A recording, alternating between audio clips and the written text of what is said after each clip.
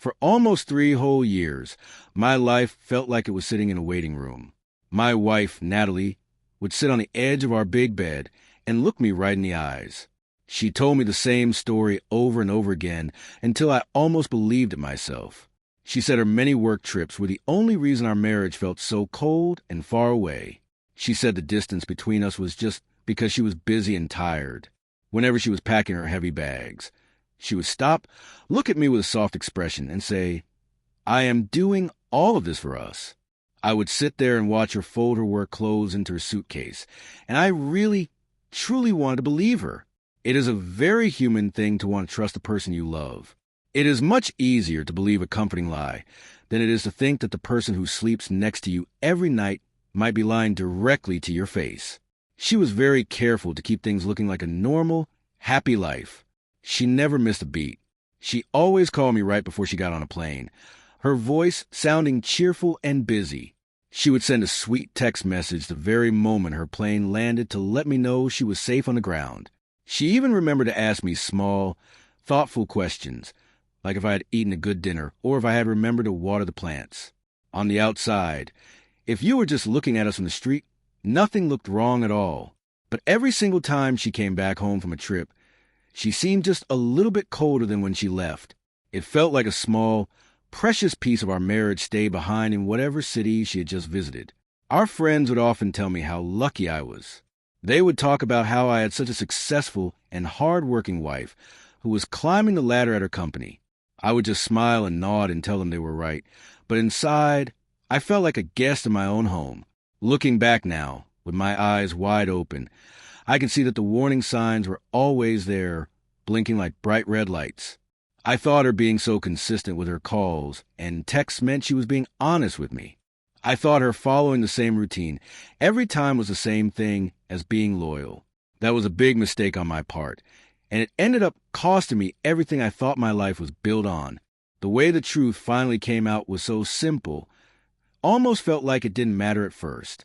It wasn't a big fight or a dramatic moment. It was just a quiet Monday morning. Natalie was rushing around, trying to catch an early flight, and in her hurry, she accidentally left her tablet sitting on the kitchen counter.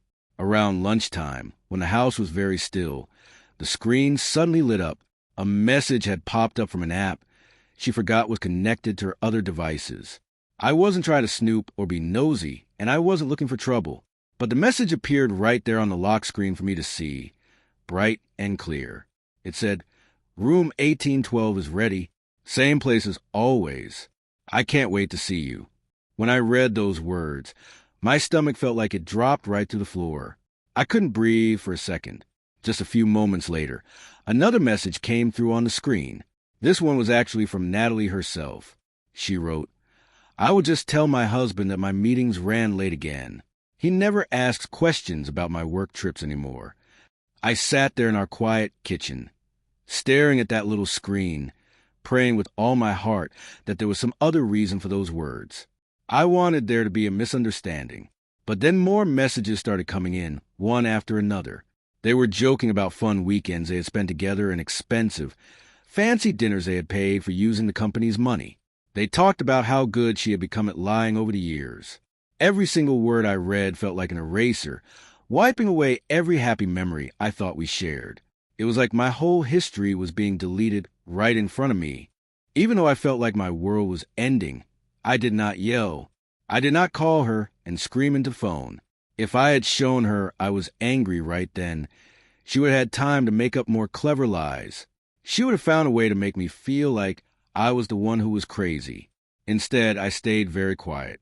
I took a deep breath and started keeping track of everything. I used my phone to take pictures of every single message on that tablet.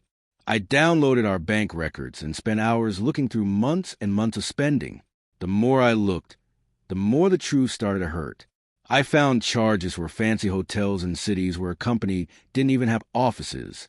I found receipts for big, expensive dinners on weekends when she told me she was stuck at the office working extra hours. Then I found the most shocking thing of all. I saw travel expense reports that had been signed and approved by her boss. He was the same man who had been sending her those private, secret messages. My hands were shaking as I held the papers. Not because I was confused, but because I finally saw how long this had been going on. It wasn't just a mistake. It was a whole second life. That afternoon, I called a man named David. David is my lawyer, but more than that, he is a person I knew I could trust for good, honest advice. I thought he would be shocked by what I told him, but he stayed very calm and listened to every word. He told me something that stayed with me. He said, "The strongest move you can make isn't the loudest one. It is the move that cannot be undone once it is finished." From that second on, I stopped acting like a husband who had been hurt and broken. I started acting like a person who was carefully building a brand new life from the ground up. Natalie got ready for another important meeting the following Monday morning. She had that same practiced, lovely smile she had used for years. She kissed me on the cheek, told me to remember to water the thirsty plants, and even joked that she would bring me back some nice chocolates from the hotel shop. I just smiled back at her, even though it was the hardest thing I've ever done. I held the front door open for her and told her to have a safe trip. As soon as her taxi turned the corner and was out of sight, the house became very quiet and peaceful. There were no big fights, no loud crying, and no long speeches. There was just a plan that was already moving forward. By noon, a team of professional movers arrived at the house. They were very kind and efficient. They started carrying all of my things, my books, my clothes, my favorite chair, out of the house and into a truck. I was moving to a new apartment on the other side of town, where I could start over. With David's expert help, I had already looked at every bank account we shared. I made sure my important papers were safe and that the money I had earned was kept separate. The very last thing I took down from the walls were our wedding photos. I stood there for a long minute, looking at the two people in the pictures who looked so happy and sure of their future. Then I put them into a box and closed it up with tape. Later that evening, I was standing in a living room that was completely empty. It felt bigger and colder than it ever had before. I walked into the kitchen and put one single, white note on the counter where she would be sure to see it. Just as I was about to lock the front door for the last time, my phone started ringing in my pocket. It was a woman named Claire. I knew her name because she was the head of the people department at the big company where Natalie worked. Her voice was very professional, but it was also very calm and kind. She said she was sorry for calling my personal phone, but the company was doing a big check on how their money was being spent. They had found some strange travel reports and money that shouldn't have been spent on personal trips. Since some of the hotel bills had my name on them too, they needed to check some facts with me before they took the next steps. I only answered the questions that David had told me were okay to answer. I stayed very calm. I did not talk about the secret messages I found, and I did not point fingers or call anyone names. Before we hung up, Claire said, "Thank you for being honest with us, Mr. Carter. I think you will hear from us again very soon." I looked around the empty house one last time. My life didn't belong inside those walls anymore. I locked the door, put the keys in the mailbox of my lawyer to pick up, and drove away. I didn't even look back in the mirror to see the house disappear. Natalie got home late that night, probably feeling tired, but thinking everything would be the same as it always was. But when she pulled up to the house, the driveway was dark and the garage was completely empty. When she walked inside and flipped on the lights, she must have seen that the house was totally bare. Every single thing that belonged to me was gone. I can imagine her footsteps echoing in the empty rooms. The pictures were gone from the walls. My books were gone from the shelves, and even the special coffee cup she bought me on our honeymoon was gone from the cupboard. On the kitchen counter, she found that white envelope. I heard later that her hands were shaking as she read the one simple sentence I had written. "You spent years asking another man to care for you. Now it is time you learn how to take care of yourself." Right after that, her phone started blowing up with messages. It wasn't me calling. Her office had called her dozens of times while she was traveling. There were urgent emails waiting for her that said she had to answer right away. There was a very serious message from the company's leaders telling her she had to talk to them before she ever stepped foot back in the office. For the first time in a very long time, she had to face a hard truth. The trouble she was in wasn't coming from me. It wasn't because I was being mean. It was coming from a life of lies she had carefully built for herself over those 3 years. Over the next few weeks, Everything Natalie had built fell apart very fast. The company's investigation found out that her boss had been using the company's money to pay for their private hotel rooms and fancy trips. Natalie and several other people were called in and questioned about what they knew and what they had done. To be honest, it didn't matter to me if she knew every little detail of the money part or not. The betrayal was enough.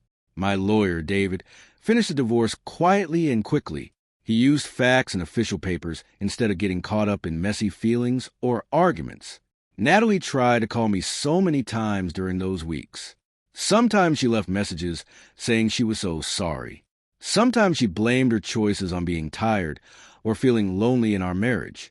Sometimes she just cried and begged me to talk to her for just 5 minutes. I never once picked up the phone. There was nothing left for us to say to each other. The woman I thought I loved had been gone long before I ever moved my boxes out of that house. By the time all the legal work was done and the papers were signed, I realized something I didn't expect to learn. Real peace doesn't come the moment you find out someone lied to you. It doesn't even come when you leave. Peace comes on the day you finally stop waiting for the other person to say they are sorry. You eventually realize that you can't wait for someone else to fix what they chose to break. You have to be the one to fix yourself. About a year later, I was walking past a little cafe near my new home. The sun was out, and people were laughing. I saw my reflection in the window as I passed by, and for the first time in years, I finally looked like myself again. I looked like someone who had hope for the future, instead of someone who was just tired and heavy with secrets. My new place is a lot smaller than the big house we had, and my life is very different now, but it is honest. Every piece of furniture in my apartment was put there by me. I built this new life one step at a time, and there are no secrets hiding in the corners. Looking back, the most important part of my story wasn't the day I left the house or the night I wrote that note. The most important part was the moment I decided that I wouldn't let someone else's bad choices ruin my whole future. Natalie once said she needed another man's help to feel okay and happy. In the end, I learned a much bigger lesson. I learned that real strength is having the heart to walk away when you are being mistreated and having the courage to start over. You should never, ever settle for anything less than being treated with true respect and kindness. Life is too short to live in a house full of shadows when you could be standing in the light.